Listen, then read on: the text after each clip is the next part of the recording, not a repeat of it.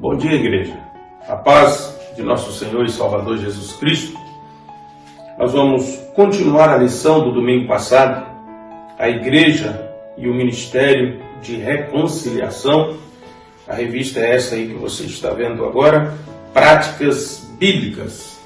Nós vimos a primeira lição e eu disse para você que o último tópico nós deixaremos para esse domingo, tendo em vista que o assunto era importante e longo para encerrarmos naquela conclusão da aula. Nós vimos que logo no início da nossa revista, o autor se ocupou de tratar a questão de alguns termos semelhantes ou equivalentes para a palavra igreja. E nós trabalhamos bem isso no Evangelho de João. Escolhemos até dois textos, no capítulo 15, a referência para a videira, e no capítulo 10, mais precisamente no verso 16, para a referência rebanho. Mas voltando na lição da semana passada, fazendo uma revisão bem sucinta, nós vimos que para entender o ministério da reconciliação, nós precisamos entender primeiro três pilares que fundamentam esse ministério. O primeiro, como o próprio nome já diz, é o fundamento. E nós vimos que a questão do fundamento da igreja, Mateus capítulo 16, versículo 18, também eu lhe digo que você é Pedro, e sobre esta pedra edificarei a minha igreja, e as portas do inferno não prevalecerão contra ela. Nós vimos que aqui Jesus está se referindo à sua igreja no sentido universal. E vimos então naquela lição que não há qualquer propósito bíblico ou base para sustentar a ideia de um fundamento de uma igreja começando a partir do apóstolo Pedro, até mesmo a teoria de um papado. 1 Pedro capítulo 2, de 4 a 7, isso ficou evidente. Portanto, para vocês, os que creem, esta é a pedra preciosa. O próprio Pedro falando quem é a pedra. Mas para os descrentes, a pedra que os construtores rejeitaram. Esse veio para ser a pedra angular. Primeira coisa, nós vimos então que a realidade clara é que o fundamento da igreja não aponta para Pedro, mas aponta para Cristo. Segundo pilar que nós vimos é a questão da autoridade da igreja. Mateus 16, 19, e eu te darei as chaves do reino dos céus, e tudo que ligares na terra será ligado nos céus, e tudo que desligares na terra será desligado no céu. Nós vimos que Jesus não estava transferindo uma autoridade arbitrária para um ser humano ou para uma organização controlar a entrada no céu dos professos salvos. Tratava-se e trata-se de como a igreja deve anunciar os termos e as condições de Deus para o perdão dos pecados. Essa foi a segunda questão que nós vimos, que foi a questão da autoridade. E a terceira questão que nós vimos é a questão da realidade. Portanto, fundamento, autoridade, realidade da igreja. E que realidade é essa? Nós vimos o texto de Mateus capítulo 18, e os versos de 15 a 18 inicialmente. A primeira coisa que nós vimos quando lemos Mateus 18, de 15 a 18, é que ele é uma parte da conclusão de todo o assunto que se iniciou no verso 12. Então, a compreensão toda é Mateus 18, de 12 a 18. E naquela ocasião, nós destacamos alguns pontos importantes que Jesus nos orienta de como deve ser a realidade nossa como igreja. Primeiro, nós vimos ali então que eu não tenho que esperar o ofensor tomar a decisão do conserto ou do perdão. Essa decisão pode muito bem, deve inclusive partir do ofendido, se o ofensor não se manifestar. Vimos também que essa questão ela deve ser feita de forma particular. O texto lá diz, chama o teu irmão, ou seja, é entre você e teu irmão, para que o tratamento não seja pior do que o ocorrido, né, do acidente de relacionamento. Não haverá exposição, não haverá ridicularização. Uma terceira coisa ainda que nós vimos é que você não tem nada a perder. Muito pelo contrário, o texto diz que se tudo acabar bem, você ganhou o seu irmão, ou seja, há uma possibilidade muito maior de ganho do que de perda. E às vezes a gente fica pensando em resolver porque vai perder, porque vai dar prejuízo para mim, porque vai me humilhar, porque isso vai me rebaixar, porque isso vai destruir minha reputação. E aqui a Bíblia nos mostra justamente o contrário. Mas se as coisas não conseguirem caminhar dessa maneira, o texto diz, leve o assunto à igreja. E por que o apóstolo recomenda levar o assunto à igreja? Porque era comum, principalmente ali entre os irmãos da época, tentar resolver as coisas na demanda e na esfera judicial. E nós vimos que o apóstolo Paulo, inclusive, recomenda que os assuntos fossem tratados entre os irmãos e não levassem para a esfera secular.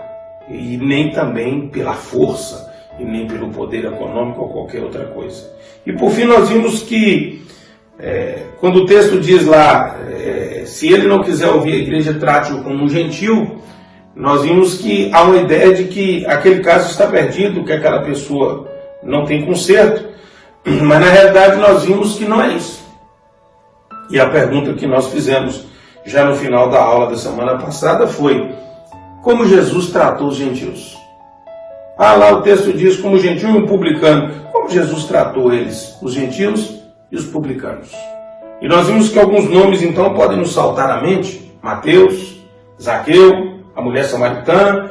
E em cada um desses casos nós vimos Jesus se aproximando deles e os tratando e anunciando para eles a respeito de algo que é o assunto de hoje, que foi a doutrina da reconciliação. E terminamos aquela aula dizendo que não significa que nós não devemos pregar contra o pecado. Não significa que nós não devemos ter posicionamento perante o pecador. Muito pelo contrário. Nós vimos ali que em nome de uma falsa religião hoje, que prega uma inclusão que nada mais é do que uma sedução, porque ela está cheia de segundas intenções, nós devemos fazer como Jesus fez. E o que foi que Jesus fez? Jesus revelou uma vida diferente para essas pessoas. Jesus não se juntou a essas pessoas na vida que elas tinham. Então essa foi a tônica da aula. E hoje nós entramos no assunto, que é o quarto ponto da lição, que é o título da lição. A questão da reconciliação. Ou seja, o que é essa doutrina da reconciliação. Porque também, quando ela é explicada de forma errônea e enganosa, leva alguns a uma ideia de uma tolerância, a uma ideia de favorecimento, e não é isso que a Bíblia está nos dizendo. O autor da revista diz assim, voltemos ao pensamento da questão das chaves, ligado no céu, ligado na terra. Foram usadas muitas vezes para defender a tese que a igreja podia decidir, através do sacerdócio e dos sacramentos, o destino espiritual das pessoas. Preste bem atenção, porque a gente vai avançar agora no ponto de vista e no que o autor está querendo nos ensinar nessa manhã. Muito bem. Então, se a igreja não tem esse poder de decidir através do sacerdócio ou das suas doutrinas e sacramentos o destino espiritual das pessoas, o que é que esse texto está nos dizendo? O autor emite a seguinte nota: mas se verdadeiro significado, os nossos relacionamentos permanecem no celeste porvir, na relação com Deus. A reconciliação promovida na Igreja Universal e nos céus, e não de conflitos entre ofensores e ofendidos. Pastor, não entendi nada o que ele quis dizer nessas palavras. Ele mesmo nos chama ao texto que nos leva à compreensão disso. Primeira carta de João, capítulo 4, versículos de 20 a 21. Se alguém diz, eu amo a Deus, e odeia o seu irmão, é mentiroso. Se alguém diz, eu tenho religião, eu tenho uma fé, eu adoro o Senhor, mas odeia o seu irmão, é mentiroso. Dura essa palavra, né? Pois quem não ama a seu irmão, ao qual viu, como pode amar a Deus, a quem não viu? E dele temos este mandamento, que quem ama a Deus, ame também a seu irmão. Então essa questão aqui que o autor está colocando para nós, ligado na terra, ligado ao céu, se aplica agora nisso aqui. Eu amo a Deus, está ligado no céu. Está ligado na terra? Amo seu irmão. Não, eu amo a Deus, mas eu não amo meu irmão. Está desligado da terra? Está desligado no céu. Entendeu o que o autor quis nos dizer? É isso que ele está nos chamando a entender a compreensão e a profundidade disso. Não é um poder de liga e desliga, é uma relação. Para você dizer que acontece no céu, precisa estar acontecendo na terra. Não serve só para te encher de poder e te encher de autoridade. Mas vamos voltar ao texto de Mateus capítulo 18, o verso 19. Nos diz assim: também vos digo que se dois de vós concordarem na terra acerca de qualquer coisa que pedirem, isso lhes será feito por meu Pai que está no céu. Não é um acordo para pressionar o céu. Esse texto está nos dizendo o seguinte: se nós então estivermos em comunhão andando juntos na terra, é prova de que também estamos andando juntos no céu. Temos comunhão com o Senhor. Aí o Pai vai fazer. Mas se nós não estamos andando, se não há acordo entre eu e meu irmão na terra, não há acordo entre eu e o Pai que está no céu. Então não adianta nem eu pedir. Por isso que o texto diz lá primeiro que você deve procurar o seu irmão. Está entendendo, querido? As pessoas pensam o seguinte: se dois aqui reunir e combinar uma coisa entre eles, o céu está pressionado, Deus está acuado e terá que fazer. Não é isso. Não é isso que o autor está dizendo. O autor está dizendo que a prova de haver comunhão e acordo na terra é a garantia também que há no céu. A ausência de acordo e comunhão na terra é também ausência de acordo e comunhão lá. Então, queridos, essa ideia e esse princípio de estar junto e testemunha também é de testemunho, ou seja, de comunhão. A comunhão que eu afirmo ter no céu, eu tenho com meu irmão na terra. E aí nós chegamos no assunto que o autor quer que nós compreendamos. E qual é, pastor? O ministério da reconciliação. Na segunda carta de Paulo aos Coríntios, no capítulo 5, nós temos uma explicação claríssima do que é esse ministério. 2 Coríntios, capítulo 5, versículo 18. E tudo isso provém de Deus, que nos reconciliou consigo mesmo por Jesus Cristo e nos deu o ministério da reconciliação. De novo, a ideia de ligado no céu com ligado na terra. O fato de eu estar reconciliado com Deus me permite falar da reconciliação na terra. De que maneira que eu vou falar? De que maneira que é isso, pastor? Calma, nós vamos avançar no texto e ficará bem claro e ficará bem tranquilo para mim e você entender. A primeira coisa que nós precisamos entender é a natureza da palavra que foi usada para definir essa doutrina em 2 Coríntios capítulo 5. A palavra reconciliação dá uma ideia de resolver a briga, de voltar a ter relacionamento. Mas a palavra significa, na realidade, a mudança no relacionamento. Como assim, pastor? Eu deixo de viver a inimizade que estava presente no relacionamento. Havia um relacionamento, mas dentro dele havia uma inimizade. Dentro dele havia uma disposição de briga, dentro dele havia uma disposição de guerra, dentro dele havia uma disposição de ataque. E agora eu abandono esse sentimento e essa disposição de inimizade, e agora eu passo a viver um relacionamento pacífico e amistoso. Isso é reconciliação. Preste bem atenção nisso, que aí você vai entender agora. E agora o que a gente precisa fazer? A gente precisa voltar em 2 Coríntios capítulo 5 para a gente entender quando ele chegou e afirmou aqui na carta a questão do ministério da reconciliação. 2 Coríntios capítulo 5, versículo 17. Assim, se alguém está em Cristo, nova criatura é. As coisas velhas já passaram, e eis que tudo se fez novo. Então, antes dele falar de um ministério de reconciliação, no versículo 18, ele falou de uma mudança de relacionamento. E essa mudança de relacionamento implica, se alguém agora encontrou Jesus, se alguém agora tem um relacionamento com Jesus, ele não pratica as coisas que ele fazia antes de ter esse relacionamento com Jesus. E, evidentemente, as coisas que Jesus, na sua palavra e na sua doutrina, reprova. É porque antes eu trabalhava, agora eu aceitei Jesus, eu não trabalho mais? Não, não é essa a questão. A questão é aquilo que eu fazia e que eu não conhecia, que a Bíblia não aprovava. Agora que eu digo que tenho um relacionamento com Jesus, se tem alguma coisa que eu fazia e que a Bíblia reprova, eu vou deixar de fazer aquilo. É só isso. Muito bem. A gente precisa então abandonar as coisas antigas, que no verso 17 diz isso. Mas aí a gente precisa entender os pontos da nova vida que ele afirmou antes de falar dessa nova vida no verso 17. E aí a gente precisa recuar mais um pouco na segunda carta de Paulo aos Coríntios. Agora, no capítulo 5 da carta, nós voltamos nos versos de 7 a 9. Porque andamos por fé e não pelo que vemos. Preste bem atenção o que é andar por fé. Sim, temos tal confiança e preferimos deixar o corpo habitar com o Senhor. Andar por fé aqui não é acreditar em realizações, não. Andar por fé aqui é acreditar que vamos morrer e vamos ter um encontro com o Senhor.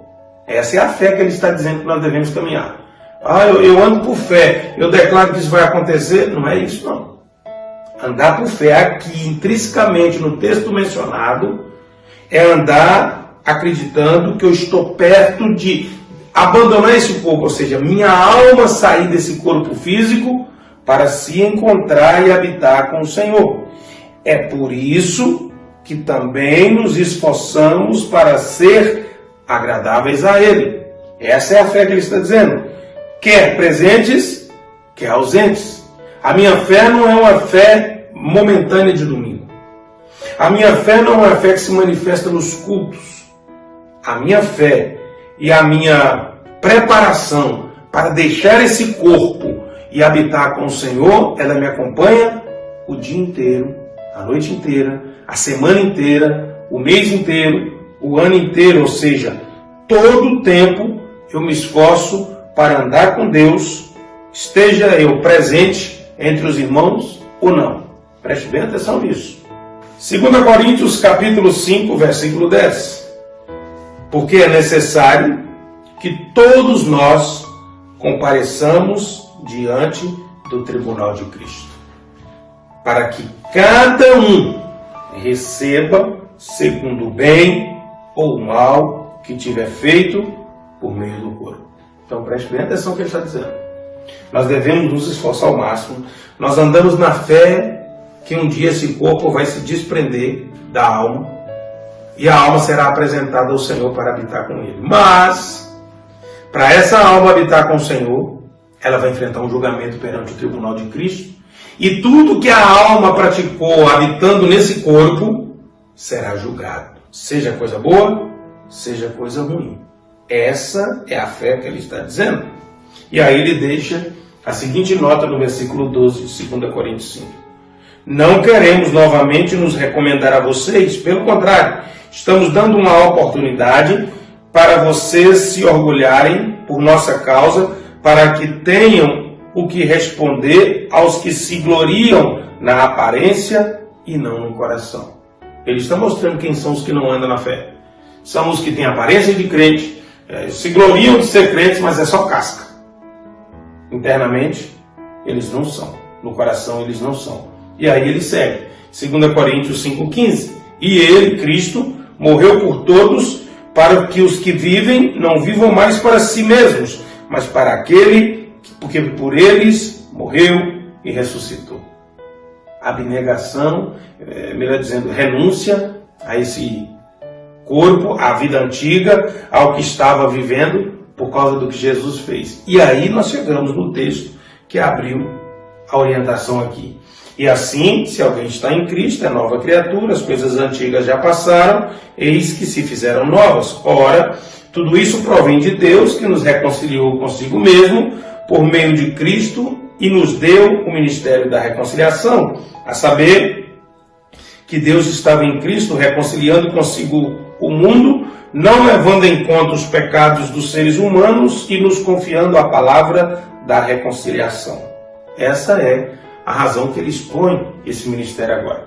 E aí, 2 Coríntios 5:20, ele diz assim, portanto, concluindo a história, né?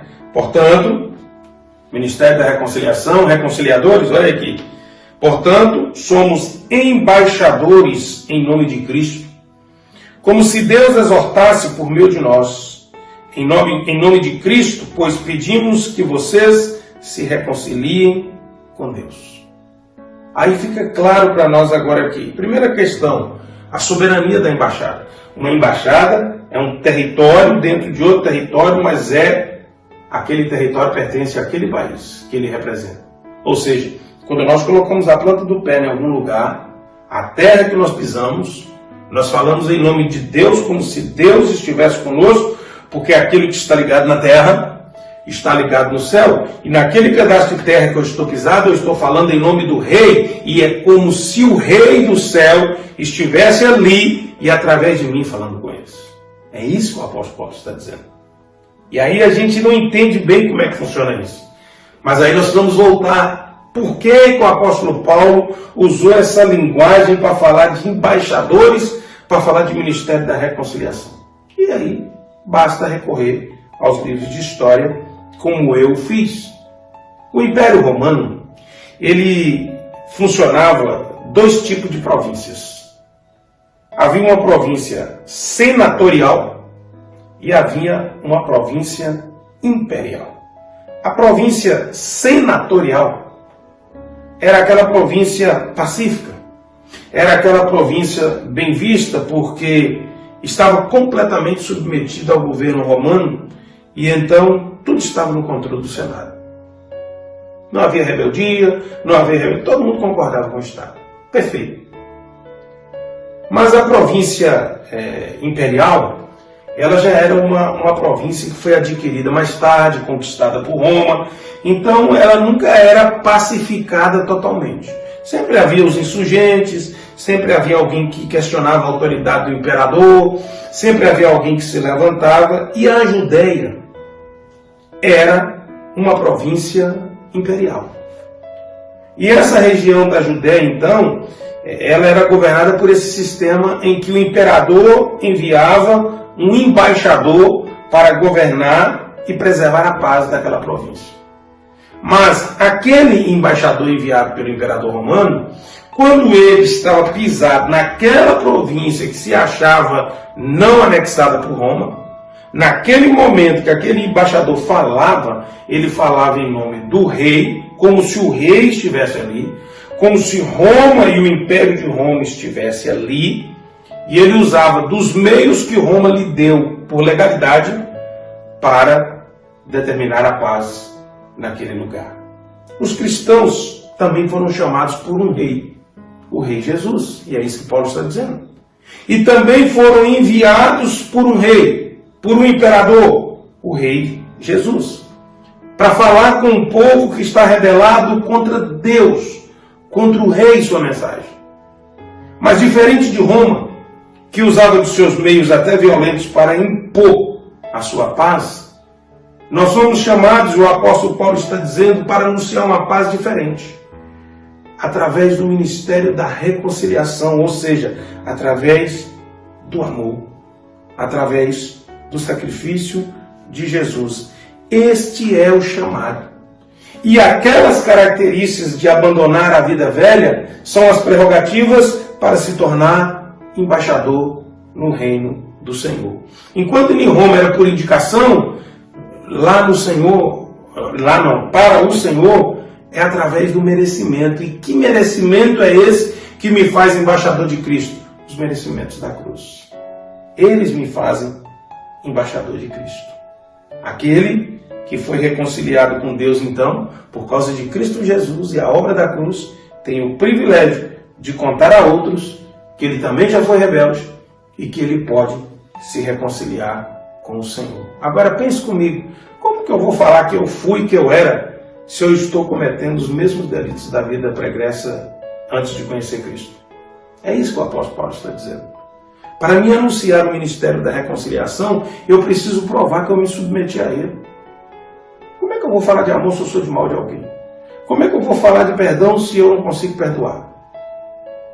Ah não, pastor, eu perdoei, mas eu acabei separando dele ou dela, não quero nem ver a cara dele. Será que perdoou? Jesus falou com o divórcio, por exemplo. Por exemplo, é por causa da dureza do coração. Não, eu até tolero tal pessoa, só não quero ter conversa com ele. Não há perdão. Então, querido, quando nós vamos falar de ministério de reconciliação de embaixadores, nós devemos pensar então de que maneira nós temos representado o reino do Senhor.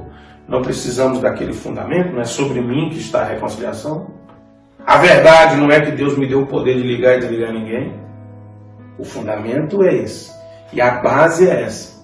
É que o amor e o sacrifício de Jesus me alcançou de tal forma, que eu mudei de vida de tal forma, que tudo que eu fazia não faz mais sentido, porque agora encontrei uma nova vida em Cristo. Eu caminho numa fé o seguinte: a qualquer momento essa alma vai se desprender desse corpo, esse corpo vai ficar jogado aí, mas o que eu pela alma fiz através desse corpo vai ser apresentado no julgamento diante de Deus, e eu vou receber tudo que eu fiz de bom e tudo que eu fiz de mal através dessa vida vivida nesse corpo.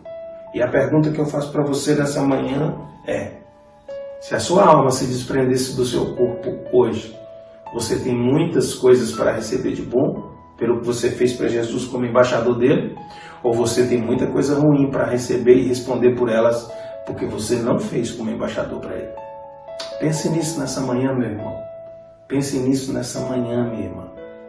E torne-se um embaixador, um mensageiro, um representante do Senhor, um anunciador, em nome do Senhor Jesus. Vamos orar? Deus, nessa manhã, mais uma vez nós estudamos e entendemos a Tua palavra. Nós reconhecemos que as palavras não têm o poder que o exemplo tem de mostrar a transformação que pregamos. Assim nós te pedimos, Senhor, que nós possamos viver a cada dia o novo e as coisas velhas realmente passarem e ficarem para trás. Que nós não voltemos nunca mais no passado triste e horrendo do pecado e da ira e da desobediência ao Senhor. Temos orgulho de dizer que servimos a Cristo e somos embaixadores de Cristo e anunciamos a reconciliação com Deus. Fazemos isso com muita alegria, em nome de Jesus. Amém? Que Deus te abençoe, que Deus derrame graça sobre sua vida e que você permaneça firme, anunciando a graça e o reino do Senhor. Nos encontramos logo mais no culto, domingo abençoado. Fica com Jesus e até uma próxima oportunidade.